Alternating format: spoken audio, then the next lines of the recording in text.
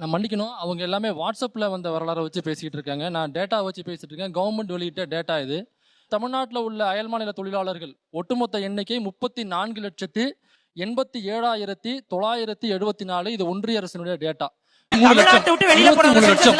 அதனால இந்த unskilled labour பதட்டப்படாதீங்க.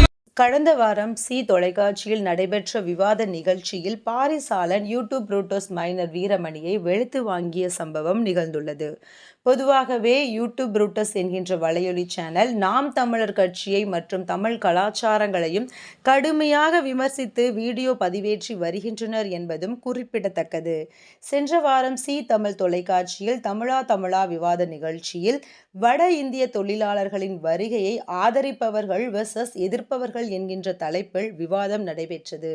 அதில் தமிழ் தேசியம் பேசும் Parisalan, YouTube Brutus Minor Veeramani போன்றோரும் கலந்து கொண்டு விவாதித்தனர். அப்போது வட மாநில தொழிலாளர்களுக்கு ஆதரவாக புள்ளி விவரங்களை காட்டி பேசிய வீரமணியை வெளுத்து வாங்கினார் பாரிசாலன். வட மாநில தொழிலாளர்களின் படையெடுப்பால் தான் தமிழ்நாட்டில் தமிழர்களுக்கான வேலைவாய்ப்பு குறைந்து கொண்டே போகிறது. எல்லா இடங்களிலும் அவர்களே வேலைக்கு சென்றால் தமிழர்கள் வேலை தேடி பிற மாநிலங்களுக்கு செல்லும் நிலைக்கு தள்ளப்பட்டுள்ளனர். மேலும் பொருளாதார வீழ்ச்சி என்பது தமிழ்நாட்டில்தான் அதிக அளவில் ஏற்படும் என்பது நிதர்சனமான உண்மை என்று சமூக ஆர்வலர்கள் கருத்து தெரிவித்து வருகின்றனர்.